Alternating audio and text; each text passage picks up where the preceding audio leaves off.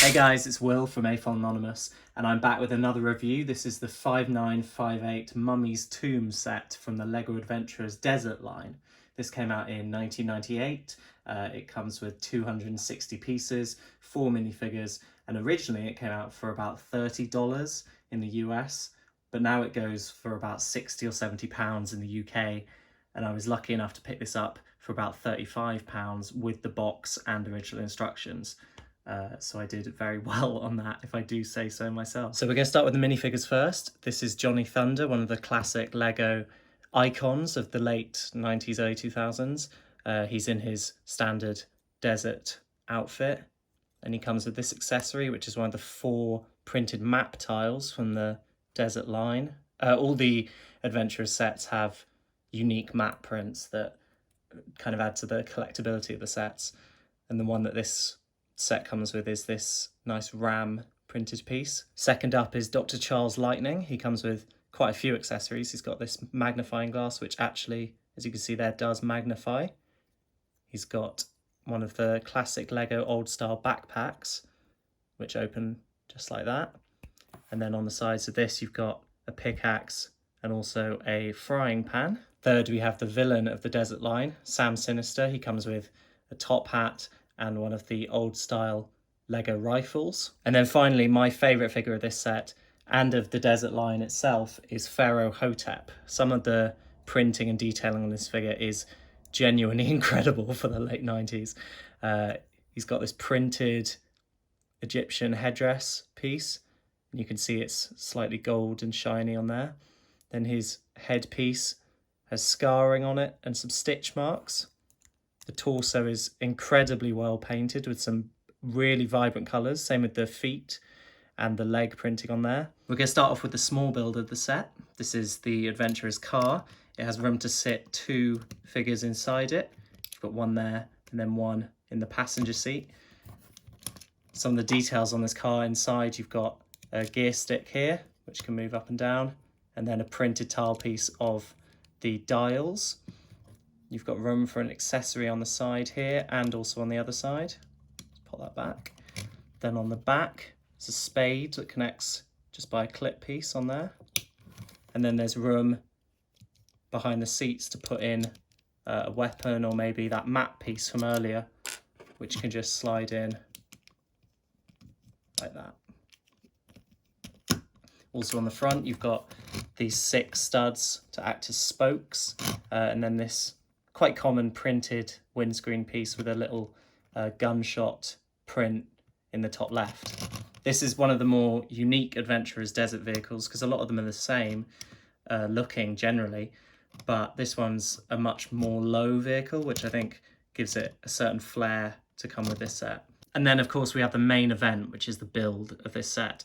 So I'm just going to start from left to right and give you a look at what is included. So starting off on the left side, we've got this large obelisk, and then behind it is one of those classic LEGO trees with a load of articulation here. I think that this is the best design of palm trees that you get, really, because you can move it wherever you want, and it can be just poking out on the left or on the right. It just works really well. This obelisk has one of the 4 printed tiles on here. These are unique to the desert theme, and this set contains 3 of them, as you can see here. Now this obelisk does have a play feature in it, where if you just press it from the left side, it falls down and smashes someone on the head. So I'm just going to put a very unfortunate person there. There you go. A dangerous trap. Okay, so moving on to the middle of the set, you've got this 1x12 piece up here. This is printed as well. Looks really, really good, really vibrant colours.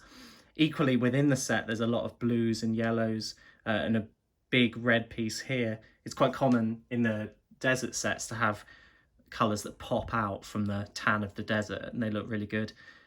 It's the other 2 obelisk pieces here. These are prints as well. And then, as you can see in here, this red piece is a sarcophagus lid, and in red, this is actually unique to this set. You can only get it in red in this one set. And then turning this top yellow piece up here, rotates, and it reveals a space where the Pharaoh can stand and surprise anyone who dares to enter, turning and revealing him there. And the design on this sarcophagus piece is really, really nice. It mirrors the look of the pharaoh there. It's very kind of bold and it jumps out at you and it just looks really nice. And then finally on the right hand side of the set we have this Egyptian looking built up structure here. As you can see, one of the main pieces to build up this, quite disappointingly, is one of those big ugly rock pieces. This is all one piece, it's dark grey. I think it's unfortunate that they didn't use light grey to blend in with the rest of the structure, but this printed piece on the front here stands out quite a lot. It's the Pharaoh's curse. Just zooming in here, you can see what happens if an explorer comes in looking for the ruby. He dies, essentially. And this structure has the main play feature of the set. If you pull this front bit across, these spears fall down onto where the block is down here. I've just got someone checking out the printed curse tile, but then if you pull it across, he gets hit by those spears. And that play feature works really, really well, actually, because it's all based on flat tile pieces, so it all slides really, really smoothly. Now, this whole set is situated on a 16 by 32 tan base plate. I think it's a shame that it is on this massive base plate. Normally it's great to get big base plates, but because this set is quite a small one on piece count, it doesn't feel like it fills up the entirety of the base plate. There's a lot of space out here, and especially on the left hand side it's quite empty over there. Also having it in a line, I feel like it misses some of the dynamic potential of having possibly this piece on its own, this piece in the middle on its own, and then also the obelisk freestanding, and then you could kind of move the pieces around wherever you wanted it to. I think I would have preferred that instead of just having it in this line here, because it restricts some of the play features in terms of where people have to stand to kind of get the view of the entire set. Equally, a smaller issue with the design of this set is how empty the back looks. Because of a lot of the structures in the set are quite hollow, you can just see through a lot of the pieces here. Like this whole bit is empty there. All of the back of this piece is empty. It's a shame that there wasn't, say, a piece here to cover the exit to make it feel more like an enclosed tomb, but that would restrict being able to put in figures on the back. Now, when I bought this set, it did also come with the original box and instructions, so we'll just take a look at that now. This is the box. It's got a couple of scratches up in the top left here, but otherwise it's in really, really good condition. As you can see on the back, you've got some of the alternative builds. This is the most memeable one here. This is a kind of robot Dr. Lightning kind of thing, which looks a bit ridiculous. If you want to see me build any of these alternate builds, that one looks quite cool. Then just leave a comment and I'll maybe do a few alternate build videos. Now, I didn't expect it with this size build, but the front of the box does actually flip up. When this was in its box, it's got the windows into some of the rarer pieces on here, and then also on the front flap on the underside, it's got some other views of the set, the main build of the set. And then just looking at the instructions, these are in mint condition, to be honest. On the back, they've got those alternate builds again, and then on the front, the main picture build. And then you've got some action shots of the set that are also on the side of the box. I really like the old desert instructions, because you've got all this kind of flair of going between the points of the set. And then on the back, it's got descriptions of the play features, how they all operate. But to sum up, I do really like this set. I know I've given it a lot of stick for some of the design points that I'm not such a big fan of, but it really gives you a nice sense of the desert line in a cheaper set.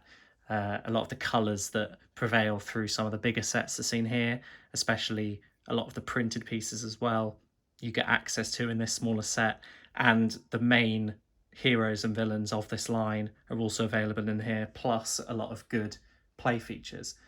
It's a shame that this one is so rare and goes for so much on reselling sites, but if you can get your hands on it, I would really recommend it just for a play piece.